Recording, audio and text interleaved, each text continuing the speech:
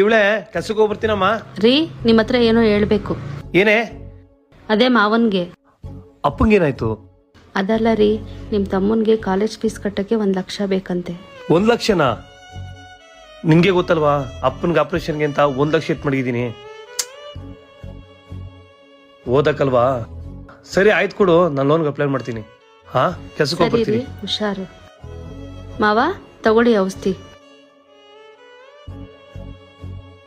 ತಗೊಳ್ಳೋ, college fees ಕಟ್ಟಿ ಚೆನ್ನಾಗಿ ಓದು. ಥ್ಯಾಂಕ್ಸ್ ಅತ್ತಿಗೆ. ಅಪ್ಪ ಟ್ಯೂಷನ್ ಹೋಗ್ತೀನಿ. ಏನಂತ ಕೈಯಲ್ಲಿ? ಏನಿಲ್ಲ ಬಿಡಪ್ಪ. ಸರಿ ಆಯ್ತು ಹೊರಡು. ನಮ್ ತಮ್ಮ ಇದ್ದಂಗ ಅವನಾಗ ಯಾಕೋ ಇಲ್ಲಿ ಕೂತಿದ್ಯಾ? ಅಣ್ಣ ನನ್ನಿಂದ ಒಂದು ತಪ್ಪಾಗ್ಬಿಟ್ಟಿದೆ.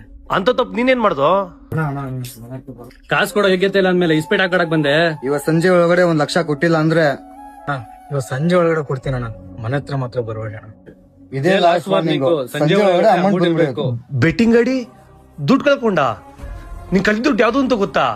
ನೀನ್ ಮದ್ಕಿ ನಂಬಿಕೆ ಮೋಸ ಮಾಡ್ಬಿಟ್ಟಲ್ಲೋ. ಅಣ್ಣ ತಪ್ಪಾಯ್ತಣ್ಣ, ನಿಮ್ ನಂಬಿಕೆಗೆ ನಾನು ದ್ರೋಹ ಮಾಡ್ಬಿಟ್ಟೆ. ಇನ್ ಯಾವತ್ತೂ ತಪ್ಪು ಮಾಡಲ್ಲ ಅಣ್ಣ. ಸರಿ ಆಯ್ತು ಬಾ, ಮನೆಗೆ ಹೋಗೋಣ. ನಂಬಿರೋ ಮನ್ಸ್ಗಳಿಗೆ ಯಾರು ಕೂಡ ನಂಬಿಕೆ ಇದ್ರು